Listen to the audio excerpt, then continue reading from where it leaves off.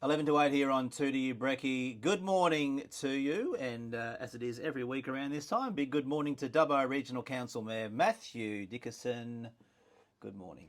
And it is interesting when you were playing I Can't Get No Bow, Satisfaction. bow, bow, now, now. That's the one. I won't try and imitate that. But it's interesting you said it's not for me coming on, but it is something that sometimes people in Dubbo think they can't get any satisfaction from their council because you're trying to compromise so many things. And so sometimes you get no one fully satisfied and everyone a little bit satisfied. So it's probably a good song for council, And actually. you know better than anyone, I'm sure, that you couldn't have it any other way. Because if everyone was just patting you on the back saying you're doing a remarkable job, then there's that tendency to go, well, I'll just rest on my laurels and not keep striving to keep everyone happy. I think in a sense it is good that you have those loud complainers because it keeps everybody honest. Well, the other thing is that you don't want a community that's all the same. So you want people who say, we need to have this blue, or we need to have this yellow, we need this orange. You don't want everyone saying, oh yeah, pink will be okay. You want that variety in your community and you want different opinions. And I actually really enjoy being on boards for businesses or being on committees when you're having all these different ideas thrown at you and you come up with a better outcome out of all those different ideas. That's what you want. You don't want same old, same old. You don't want everything the same. So it's a challenge, but it's certainly, I think, much better. It's healthy debate, isn't it? Mr. Dickerson, Mr. Mayor, I thought you would have learnt from the likes of our former Prime Ministers, John Howard trying to bowl a cricket ball, Kevin Rudd trying to play handball, and now on the front page of a local newspaper, there is one Dubbo Mayor attempting to play touch football in a suit and tie, no less. And made a beautiful break down the left-hand side, strode away from those 10-year-olds I was playing against. So it was fantastic. I was a bit worried because we did that at the launch of the touch footy a few months ago.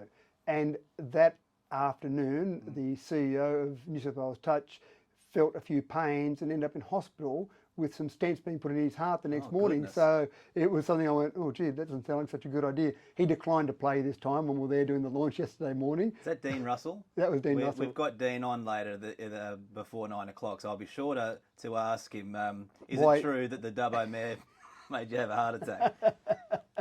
I said, was it the excitement of coming to Dubbo last time, Dean? It was playing touch footy with the kids. Exactly. But anyway, he had some interesting photos on his phone to show me of his heart and the operation that he had. So very lucky there. And we hope he is all right. But you've been down there this morning, and it's all happening. It's pumping there already. So I went for a run along Tracker Riley this morning just to have a look around the area. And every 5 metres or so along Tracker Riley, there'd be another parent or group of parents, or obviously it looks like a coach in some cases, there with a few kids in tow, and it's good morning and everyone had smiles on their face. So beautiful weather for it, obviously. It just seems to be all happening. The first car park, there's some car parking there, more for competitors and officials, more so than just general spectators. But the first car park on the south side of Tamworth Street, that looked like it was half full already, and I was there probably 10 to 7 or so. I was out there running, so it's really looking like it'll be fantastic. The weather forecast, again, speaking of the launch yesterday, looks like it'll be absolutely perfect for... It's going to be a bit blowy, but otherwise it'll be magic weather. Good for touch footy, as you would know, Mr. Mayor, the great player you are. You mentioned parking then. Now, we've been talking, and well done to Council for giving the region lots of notice about this. We've known for some time there's going to be a lot of people in town, so no one can complain about the numbers because we have known for some time. But what does it mean for parking? Is there going to be any chance of a park over the weekend? I would, if I was a local person, I'd say stay away from there for parking. Even when I drove down here this morning, I live in South Dubbo, but I took a different route to what I'd normally take because I knew there'd be extra traffic. That whole area, that whole Lady Cutler precinct area is basically blocked off, and we've put out maps on our website just to show people exactly where. But if you're a local, park maybe in the CBD, park along Macquarie Street to the south side of Tamworth Street, and then walk down. Even park over West Dubbo and walk down across the road in Cutler Park and across a couple of the bridges we've got there. So don't try and get in there right in amongst it all. It's not too bad a walk. Park even down behind our CBD, the council car park there, Dubbo Square, Riverdale, and you've got that nice walk along the river there and just go along and have a look. But it's some high quality touch footy, despite what happened yesterday with a few of the 10-year-olds I was playing against. The quality of the touch footy is incredibly high, will be incredibly high. This is the Junior State Cup. This is the best of the state. It is in all the junior categories, under 10s, 12s, 14s, 16s and 18s. You've got male teams, female teams. So you've got all of this, and this is the Northern Conference, so it's half the state to be technically correct, but it's still the best from that half of the state.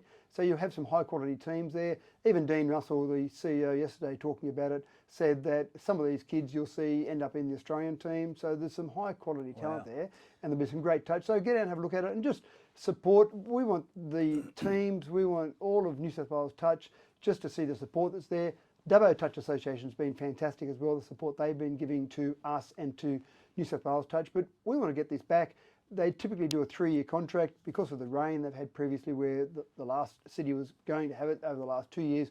We end up getting this for the 3rd year of this current contract, but we'll certainly be putting a bid in and trying to get it for the next 3 years. And if they have a wonderful experience now, so this is the 3rd year from another. Was it at another venue? Is that right? Correct. There was a 3-year which we put in for the last 3-year contract, and we didn't get it. But the location that got it had it rained out the first 2 years, and New South Wales Touch put it back out to the state and said, well, we didn't have that much success the last 2 years, so we're not going to hold it in that same location. So for the 3rd year, who would like it? So a few places put in a bid for the 1 year only, which obviously Dubbo was successful there.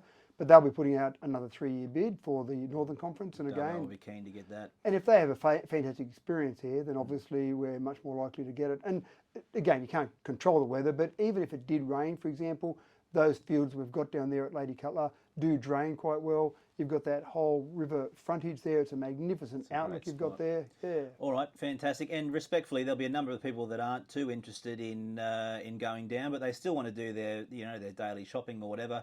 And as you say, I think it's important to remember, just be patient on the roads for parking, in the shops, the restaurants as well. I saw last night they were all booked out. And I have noticed even yesterday afternoon, I haven't been down the CBD yet this morning, but even yesterday afternoon, the CBD was very busy.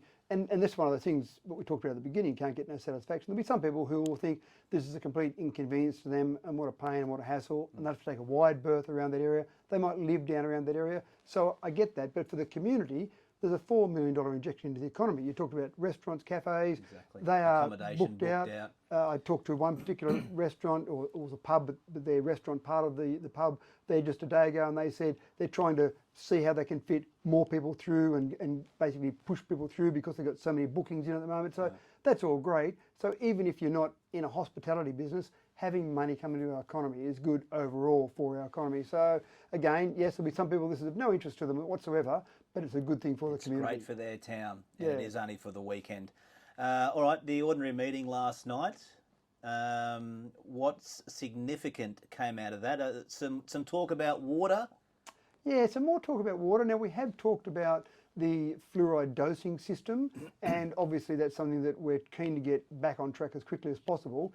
And in the confidential component of the committee meeting last night, we talked about that, and essentially it was going through the tender process. So obviously I can't talk about the discussions internally at that particular meeting, but basically what will happen from that is that tenders will close at the end of February. So 28th of February, tenders close for that fluoride dosing system. We want to get that happening as quickly as possible. The next committee meeting, so you can actually decide tenders at committee meetings, not just council meetings, where councils will make the decision on who will be awarded that tender. And then again, we're going full steam ahead, as we've been telling the community, to get that fluoride dosing system back up and running by the end of June. So there was potential about what other ways we could do it, how can we make it happen quicker, but that's about as quick as we can get it. And once that tender is awarded, hopefully on the 9th of March, that'll give them just under 4 months to get that finished and up and running in that time frame that we want. We think that's enough time to get it done, and then it'll be up to that company, whichever wins that tender, to go through that process. And we've had a bit of interest in the tenders. We've had some inspections down there for tenderers, so there's some interest out there, and that's what you want with a tender. You want at least 2 people. You want a bit of competition in any tender process. Is it always just who's the cheapest? No, you need to make sure they've got capacity. You need to make sure they've got some financials behind them to be able to do a job. You need to see some other evidence of the quality of the work. So it's the same when you're making any purchase. When you're buying a car, or you're buying a product or a dishwasher, whatever you're buying, you might look at the cheapest and go, oh, but this one does it a little bit better, or this one... bells and whistles. Yeah, that's right. And you make a decision somewhere in there the best outcome for the community is what you're always after. Sometimes it is the cheapest, but you are focused on the price, but you also want to make sure you don't spend, and this will be maybe $1 to $2 million depending on the tenders that come in, so you want to make sure you're getting value for money for that. All right, so fluoride back in Dubbo water in the next 4 or 5 months. By the end of Fingers June. crossed. By the end of June. You've yeah. said that before. Mr. Mayor, as always, great to chat. You'll be running around today, no doubt. Having a look down there, and I encourage people to go in and have a look. Yeah, All definitely. Right. You better change out of that suit and tie. It's creeping close to 8 o'clock. News is next.